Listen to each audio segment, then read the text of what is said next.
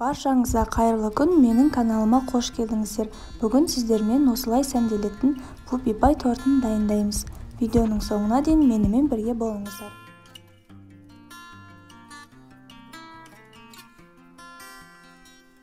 Алдымен тортымыздың корждарын жасап аламыз. Ол үшін біз жұмыртқа мен шекерді ақ массаға енгенше миксермен араластырып аламыз.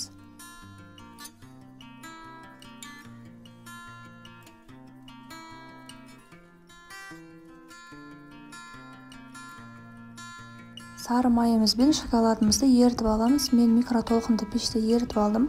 Ыстық күйінде құймаймыз. Сәл суытып, жұмыртқалы массамызға қосып, бұны да миксермен бір келкі болғанша араластырамыз.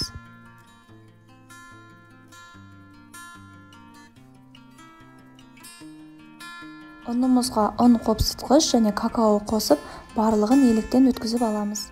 Міндетті түрде електен өткізіңіздер, сол кезде сіздің корждарыңыз көтеріліп, биік болып шығады.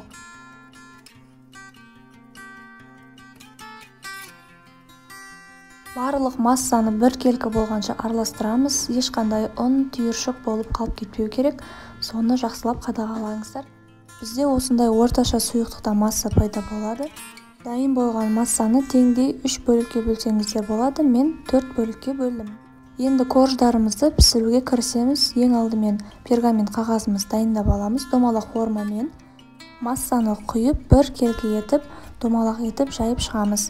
Және де қызып тұрған пеште 180 градуста 8-10 минут аралығында пісіріп аламыз. Дайын болған коржды ағаш таяқшаның көмегімен тексеріп аламыз.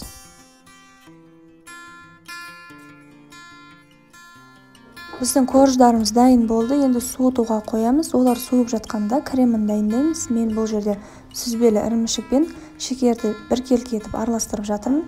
Аз мөлшерде қолданып жатырмын, өйткені менде дайын крем бар. Сіздерге описанияға толық қанша мөлшерде қолдану керектігін жазып кетемін.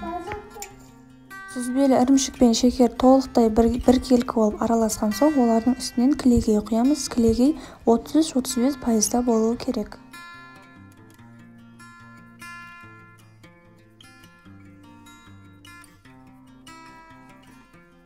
Мен бұл жерде креміне бояғыш қосып жатырмын. Бояғыш қоспаса да болады, ақ күйінше қалдыруға болады. Оның бәрі өздеріңіздің қалауыңызға қарай.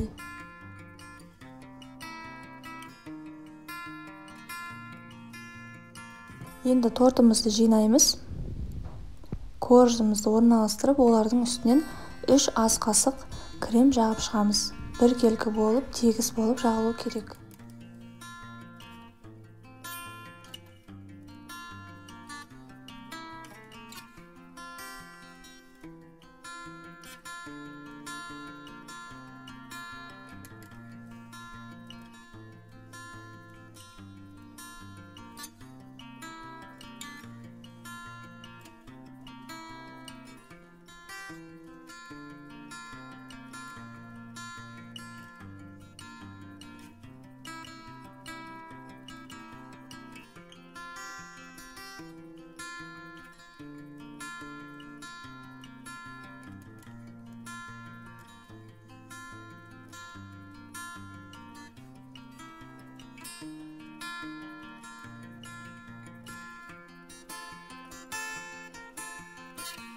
Кремді жағып болған соң, тоңазытқышқа 1-2 сағатқа қалдырамыз. Тоңазытқышта 1-2 сағат тұрды. Тортымыз енді жан-жағын пышақпен осылай видеода көрсетілгендей кесіп аламыз. Бұл формадан оңай шығуына көмектеседі.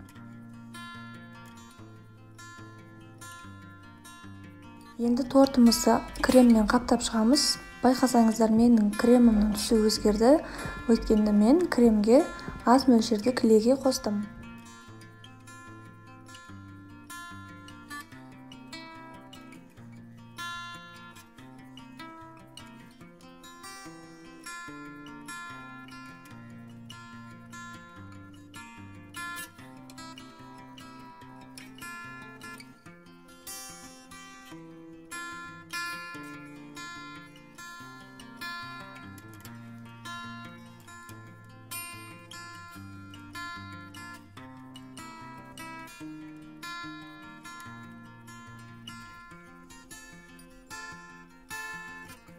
Тортымызды тегіс етіп әрлеп алдық. Әрмен қарай шоколадты ганашпен әрлейміз. Видеода көрсетілгендей қасықтың көмегімен шоколадтарымызды жағып шығамыз.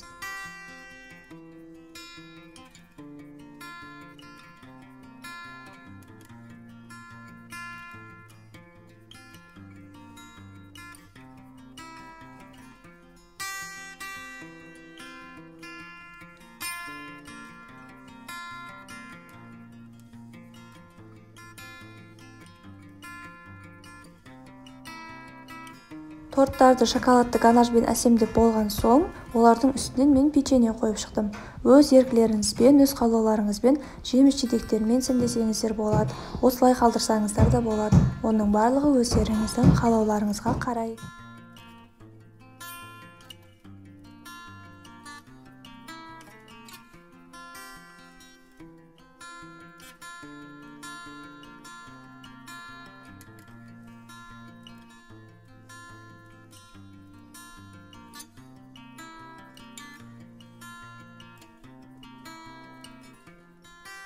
Ең соңында тортымыздың үстінен печеньеден қалған үгітілген ұнтақтары мен кокос ұнтақтарын қосып шықтым. Біздің тортымыз дайын болды. Бағасын комментарийға беріп кетіңіздер. Астарыңыз дәмді болсын. Үй ішілеріңізге жасап қуансаңыздар да болады. Туған күн, жаңа жылдық дастархан, қонақ дастарханға жасасаңыздар болады.